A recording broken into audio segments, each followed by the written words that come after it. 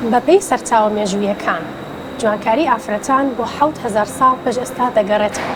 بۆ نمونە کیلۆبەترا ونیڤەرسیتی یەکێک بوون لەو خانمانەی کە یەکەم کەس بوون لە میسر کە ماسکی دژە چرچبوون و لۆتی دەموچاویان بەکاردەهێنا. بەڵام ئەوانە هەموو سروشتین. ئێستا ئەوڕۆ ئێمە باس لە بابەتی نەشتەرگەری جوانکاری دەکەین بە تایبەتی لەلای ئافرەتان. سڵاو، من شەیمام. ئەوڕۆ هاتینەوەلاتەن بە بابەتێکی تازەی بەرنامەی گفتوگۆی کچە. بابەتی ئەوڕۆمان باس لە جوانکاری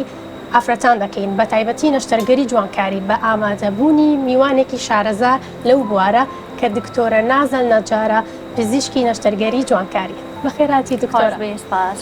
حەزمان لێ بەرنامەکە بەوە دەست پێ بکەین ئایا هۆکاری ڕووکردنی ئافرەتان چییە ئێستا بۆ نەشتەرگەری جوانکاری و بۆچی لە جوانی سروشتی خۆیان ناڕازین کچانی ئێستا؟ خۆشحاڵم کە بوومە میوانتان لێرە. ڕەمەزانتان پیرۆزبی.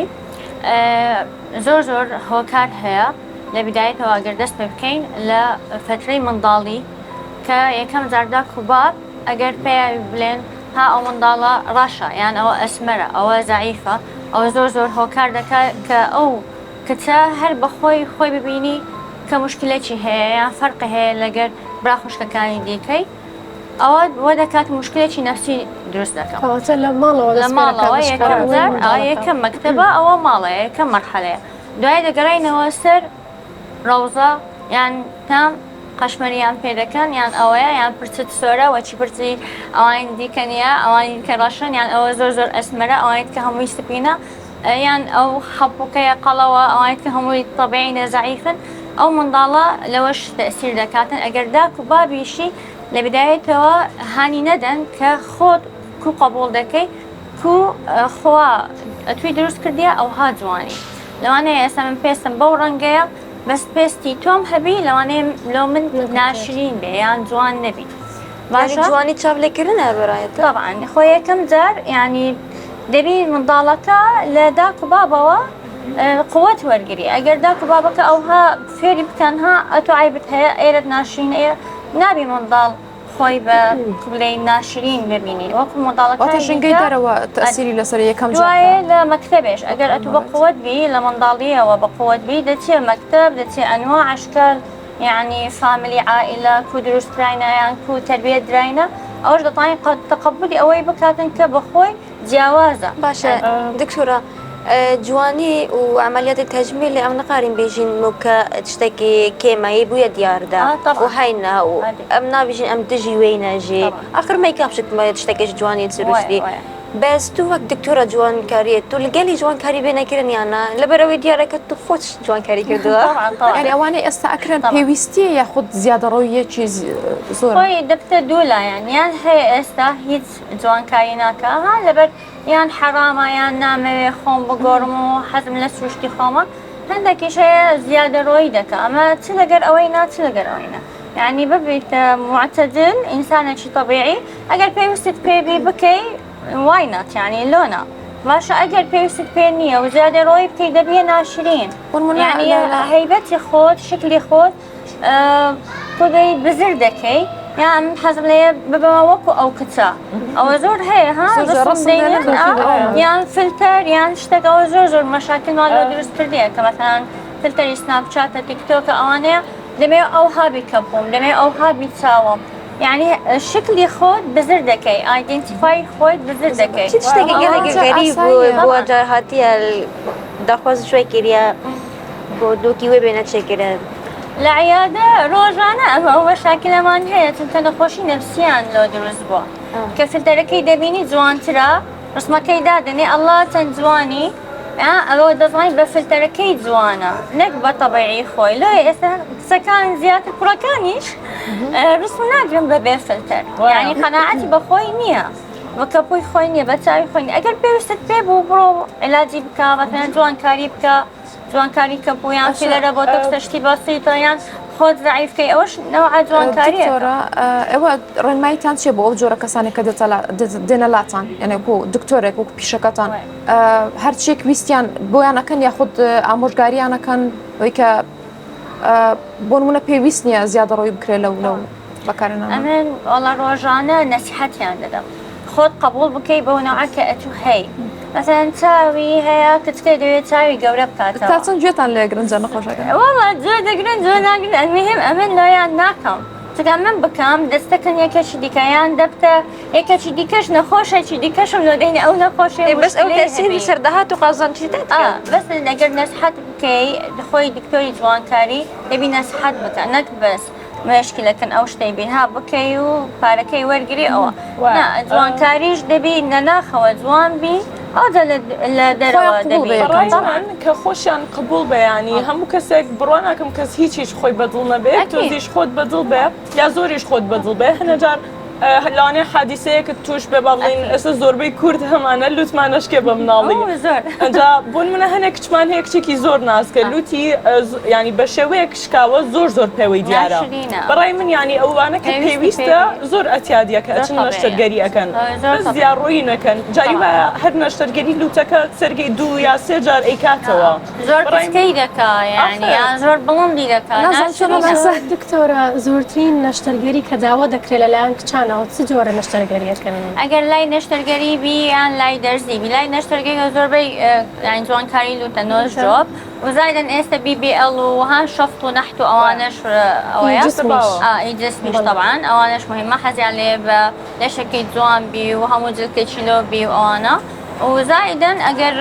بلي غير جراحيه درزي وانا فيلر بوتوكسا يعني لاي بيوان كانش اسا فيلر بوتوكس زور دكان نشترگەری خۆ لاوەز کردنەوە شوف لاوردنی شەوری دانا نشترگەریانە بەڕای من ئەفۆ ینی تۆ زە مەترسیدارەوە تا من لوتم طبعا هەناسە نایە هەر لە مناڵی وشکاوە خۆشم یەکێکم لەوانە بس يعني قدنا براوة نشتر عمليات الجوان كاري تشبه كان بقول له تاخذ بجن والله ايش قصتي يقول له من ياتشي كريا وكنت جوان كاري كريا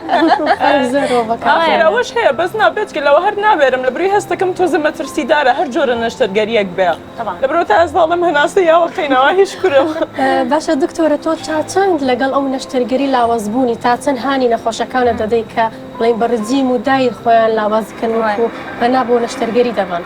خوي هندك نخوش هيا خوي ضعيف كرديا يعني مثلا دايت ورجيمي كرديا بس نابي اسايك برادركم هبو غدي هيا غدي درقي تنبل يعني هو بس قبلي استور دبي حتى عملية شفتش لوي باش نبودي ساقلو دبو فنما كرت شو قص معدي كرت يعني او نوعا اما جوان كارينا كاين او جهاز هضمي دكا يعني جراحة عامة او اختصاصه شي ديكيا قص معدة وبالون وبوتوكسي معدة او شتيشي ديكيا اوش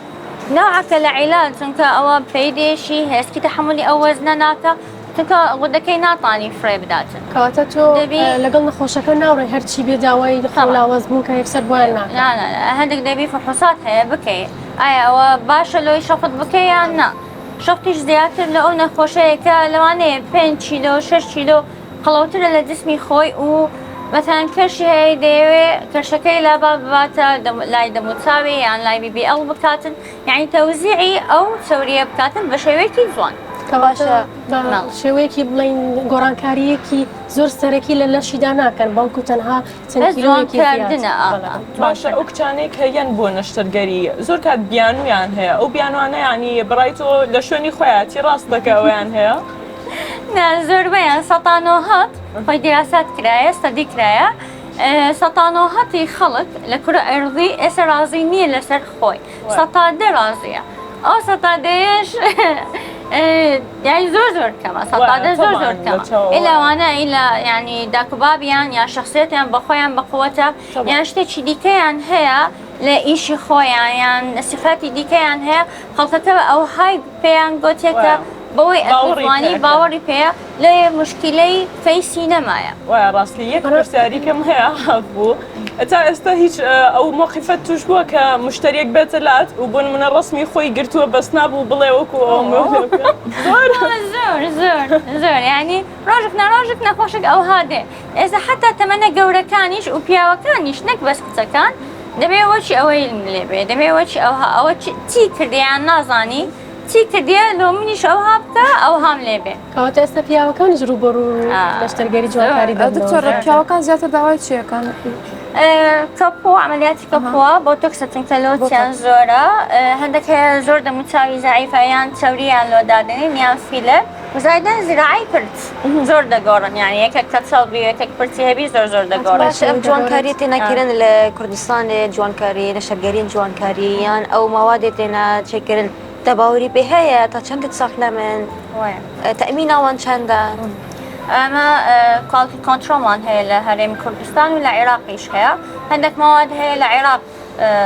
يعني قبل توثيق كرايا ريجي بيدراوا يعنيش لكردستان زيادة عمل اوي استعمال دكين كالعيادة مان هي لكردستان تقول بخمان لكردستان يعني عيادة من ليرة من قلت اب عمليات نشتغلين جوانكاريه بالتركي جل روشالات النبرز كان يعني الولايات الغربية قربوا بحسب كي هاي استاديك هي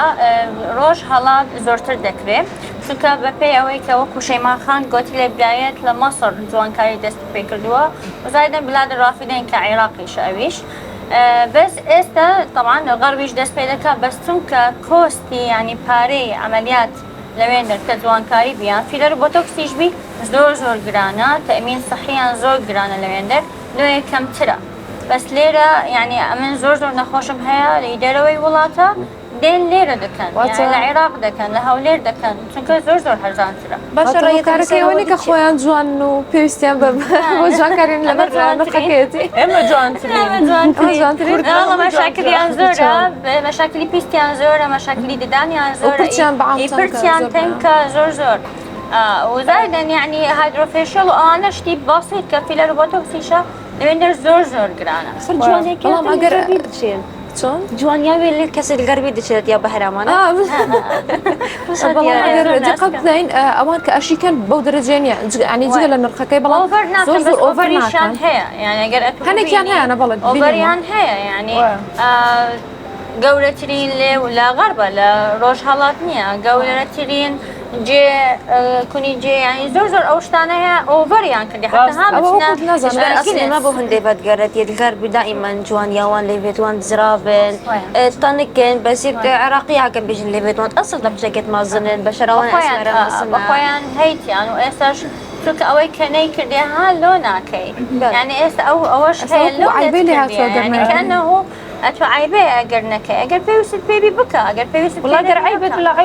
ئۆگەستا کەسێک یەک نەشتێگەریش دەکا یا بۆ نمونە دەرزیەک شتێکەکە وای لێرە دەبێتە وەسوسە و حەز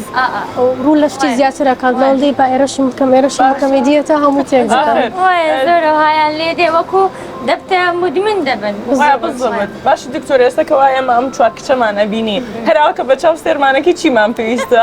هیچتان پێویست نییە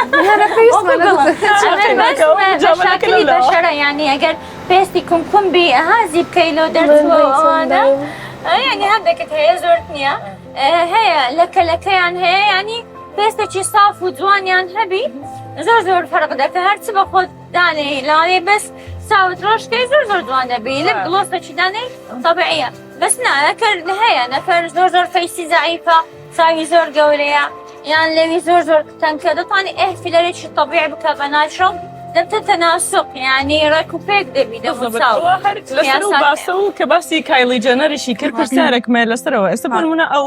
یەکێکە لەو کەسانی کە زۆرترین پارەی لە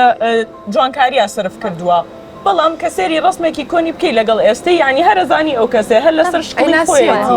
بەس لای ئێمە کە سێرەکەی نەزانم تۆزە کوپی وایە هەر هەمویان لێکە چن تا حەدێک ئەجا حەزەکەم بزانم ئەو فەرقە چییە ینی بۆچی ئەو کە ئەو هەموو پارێشی سرف کردووە هەر لە شکڵی خۆیەتی بەس لای ئێمە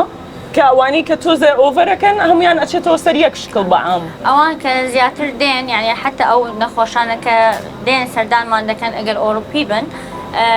دراسەن دێن حەزمان لێ بۆ خۆمان بین شكلي خۆمان بی بەس جوانتر بین تۆکۆ ئەتۆ جلکەکەت هەیە بەس ئوتی لێ دەدەی جوانتر دەبێ یان مکیاجەشی لەدەی زیاتر جوانتر دەکەی دەموچاوێکی زیاتر ئەوانیش ئەو هانە ینی ئەوە ناکەن زیاتر بکەن زۆر بکەن کە شکلی خۆیان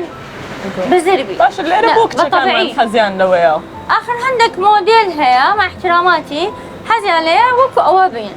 وەکو ڕوومەتی ئەوەمان لێبێ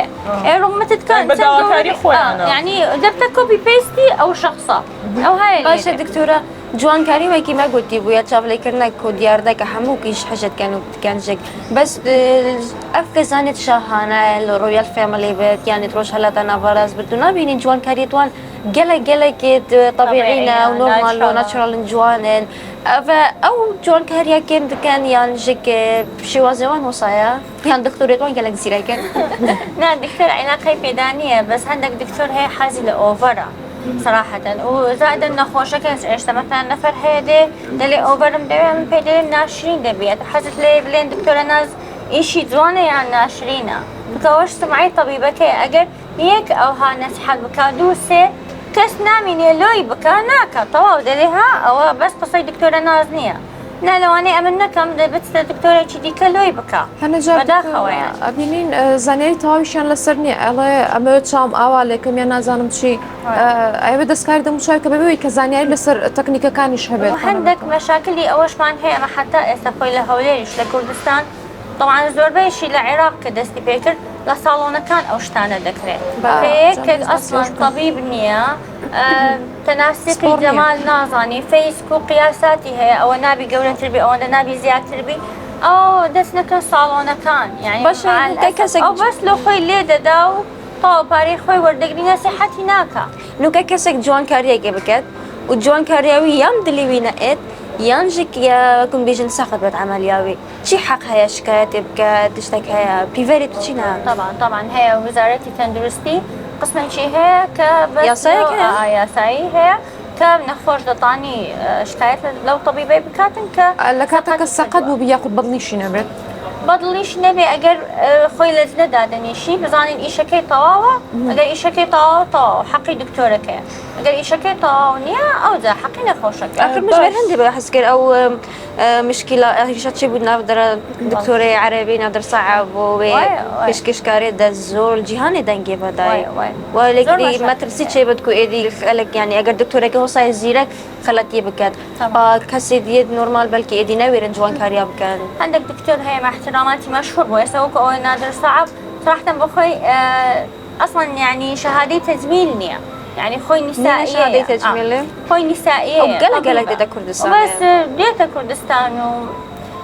ويشيش دكا بهي واسرع وتسجيل دكان ونابط كتومار دكان داكو عمليات بس دبي ما نعبكري أو شتم دبي ما نعبكري يعني لو أما دكتوري خمان كما زور مان هي يعني كدكتوري آفرتان جوان كاري زور مان هي تقريبا ده طبيبة مان هي بس هم يان بورديان هي عمليات دكان بنت عمور دكان هيك مشكلة يعني واني ديكا كعيادات يعني هي لو بيسمان بدروي ولادي باش جوان كاري جستي يجيب لي نحتو او تشتانات بنا كمنا ايطاليا نشتري جوان كاري ده زور خاصة استا زور بوا چونکە لۆ ناحیەی جوانی لۆ ناحیەی مەقصدم دەکەوێتە ئیتاڕی جوانکاریدا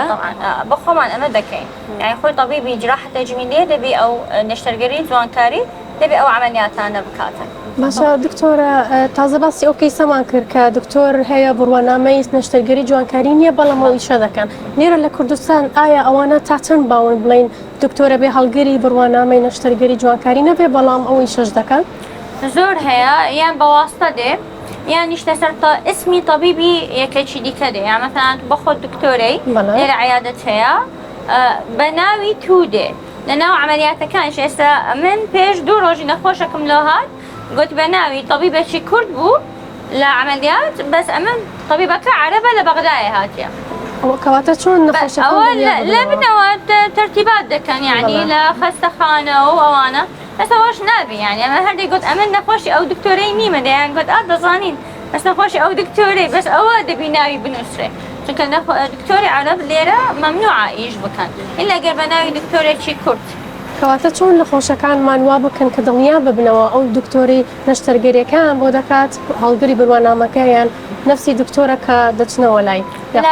خەستەخانە و لای عیادە دەبی بپرسن هەر ئەو دکتۆرەیە کە عملیات منۆ دەکات ڕۆژی کە داخل دەبن کە لە بۆرد دەنووسرێ بناوي أو طبيبي أو نخوشي هيك أو ناوكي دنسري هيك مشكلينيا وزايدا كدستنا وغرفة عمليات بيش أو بنز عم بكري طبيبة كي دبي ببيني بخويا دكتورة هات شراتك جرينجا كدكتورة كان جولة مشتركة بجرين أصلا من خوم حالتي وام توش بوا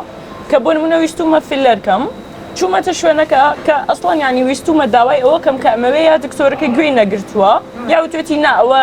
ینی بۆ ئەو شەیپە دەرناچێ یان شتێک ینی تا چ ڕادێک پێویستە گوێ لە مشتەکان بگرنج کە من خۆم ینی هەرچێ با بڵین بۆ بابەتێکی جوانکاری بێ کە ئەچم حەزەکەم گوێم لێ بگرێ بزانە من چیمەوەی ئەگەر هەڵەش بم گوێم لێ بگرێ بۆی ڕاستم کاتەوە ئەنجا شتەکەم بۆ بکە. ئەوە یەک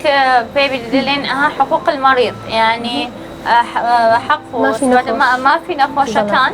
دەبی یەکێک ببیت کە 20 دقەیە یان 15 دقەیە دەبی دکتۆر دابنیشی ئیستیشارەی لەگەر نەخۆشەکەی بکە و ئەبێ ڕێنماییشی باتەوە ینی هەنە پێویستە ئەوت پێویست نیە لەوانەیە تو دەتەوێت فیلەری لێ بکەیت ئەمە زۆر هەیە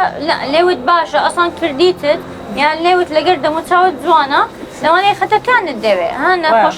ئەمە ڕوومەتمان هەیە لەوانەیە خەتەکانمان دەوێت یان ئەسداغمان دەوێت یانی پشت بڕۆ ئەوانەمان هەیە جوانتری دەوێت تو دەتەوێت جوانتر بی دەبی پێی بڵێ ئەوانە زۆر نەخۆش هەیە سەتاسەد رازی دەبن کە بەو شتێک کە ئەم پێیان دەڵێ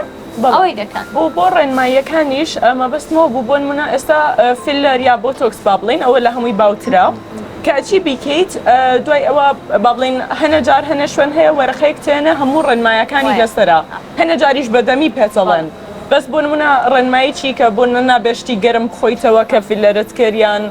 بۆ بۆتۆکس نابێت سەردانی چەند شتێکی وای هەیە ئەوانە تا چ ڕادێک گرنگە بوترێت بەو کەسانی کە ئەیکەن زۆر گرنگە یعنی ئەمە بازار ئەگەر بە نەخۆشەکەی نەلێن بە کچەکان دەڵێن پێیان بڵێن دوایەوە چی آخر جار دیسان نەخۆشەکەی دەبینم یان مەساجەیانەوەی دیسان پێی دەبڵێن کچەکان گۆتیتیان باشترە تەمان پێیان بازاری شۆڕەقەشیان دەدەینەوە لەسەر مافی نەخۆش دکتۆرە هەتا چەند نەخۆشەکە مافی ئەوەی هەیە کە ببینێت ئەو مادەی کە بۆ بەکاردێت چ جۆرە مادەیەەکە بەو ئەخیرانە نازانم بسمان لە تەلەڤیزیۆن دەرچوو چەند پزیشکێکی جوانکاری مادەی ئەکسپایری بەکارهێناوە بۆ نەخۆشەکانی هەتا چەند نەخۆشەکان هوشیار بن تا چەند مافیان هەیە ئەو شتانە ببینن مادەکان ببینن ئەم بازار دەڵێم ئەنگۆشی دەچنە قماشەکی دەکڕن دەبینێن لەسەرتاندا دەنێن ها جوانە لێم دێ ئەوەش ماوادە لە ناو جسمتاندا دەدرێ پێ بدێن پاکەتەکەمان لە پێشی بشێنە تەماشای ئەکسپایرەکەی بکە ڕسمیشی بگرە بزانە ئەو مادەیە باشە لەگەر جسمت یان زیاتر دەمینێ ڕسمی بگرە ها لەوانەیە ناوەکەی ئینگلیزی بی لەبیر بکەیت ڕسمی بگرە دوای پاش 3 مانگ 4 مانگ لەوانەیە دیسان پێویست بە بۆتۆکس بی یان فیلەر بی حتا بزانێ ئەمن ئەو مادەیە دانایە لە دەموچاوی خۆم ئەوها باشترە حەقی مافی نەخۆشە بتەوان بەکەمان زۆر خۆشە بەس کاتمان کەمە کۆمنتێکە دووماهەیە بدەم ئەگەر دکتۆرێت مێت اختصاص لە کوردستانی زیرەک نەبانە ئەو کورد و کەسێت مێت کوردی چوونەش دەربەوەی وڵاتی هەموو بسەفرێنت هاتنەوە و عملیاتی جەنشتەگەری جوانکاری لە کوردستانی چێناتکردنەوە ڕۆژێکە مەزن ئەس بژم تێنەوە کوردستانی نیشتەگەری جوانکاری چێکیان خۆی ئەوە وزارەتی تەندروستی دەبی مەنا بکە مەنا بکە کە دکتۆرنی بیانی بێتەوە هەولێر ئەویان هەر کوردستان بەعام کە بەخۆمان دکتۆرمان زۆرە و خەستەخانەکان پڕ لە دکتۆرن و عیادات و عملیات هەموو ڕۆژ دەکرێت یعنی طبیبمان هەیە ئەمە پێدەیە مەلک الشفط یعنی ئەوەندە نەخۆشی شەفتی هەیە لەوانەیە لە هەر ئەو دکتۆرە کە دێتە لێرە عملیات دەکاتن و زیاترە و زادن ئەو دکتۆرە کە مەحتراماتی کە دێتە ئێرە ئەگەر بەخۆی نەخۆشی زۆر بی لە وڵاتی خۆی لۆ دێتە ئێرە دکتۆرە سەفەر دەکەم بینە و حەزەکەم یەک ئامۆژگاری ئەخیر زۆر بە کورتی بۆ ئەو کچانەی کە با بڵین لە تەمەنێکی گەنجەوە چاویان لەسەرەوەیە کە نەشتەرگەری بکەن یەک ئامۆژگاری زۆر بە کورتی چکە کاتمان نییە هیچ بە ئەوەی پێویستی پێبی با بکە لە بەس دەبەندی خۆی هەیە مەثلا لە 16 ساڵی یان 18 ساڵی لەوانەیە کە حەزیان لێ کەپوویان ئەمەلیات بکەن ئەوانی دیکە ئەگەر پێویستیان پێ نییە نە مەکەن هەندێک نەفەر هەیە جیوبی هەیە ئەوە دەبی جیوبەکە بکرێت سراحتەن پێویستی پێیە چونکە بنچاویش زۆر ڕۆژ دەکاتن و دەکاتە حالات هەموو کورد مشکلەی جیوب وولوتی هەیە وە قەتانە بە زۆر سپاس بەرنامەیەکی زۆر خۆشمان هەبوو کاتێکی خۆشمان بەسەر بردو خۆتان پێ ڕازی بێ و خۆتان پێ قبول بێ و هەمووتان زۆر جوانن کاتێکی خۆش خافیس